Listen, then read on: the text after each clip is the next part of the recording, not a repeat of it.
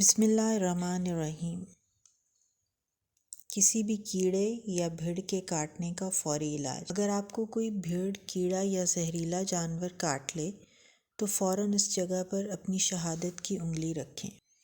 11 مرتبہ بسم اللہ الرحمن الرحیم اور 11 مرتبہ وَإِذَا بَطَشْتُم بَطَشْتُم جبارین پڑھیں۔ یہ دونوں آیات مبارکہ پڑھ کر متاثرہ جگہ پر دم کریں۔ انشاءاللہ نہ سوجن ہوگی، نہ ہی کوئی درد محسوس ہوگا۔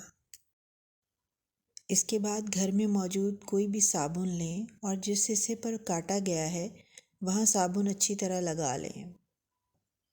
چینل کو سبسکرائب کریں۔ خیر و برکت کی دعا۔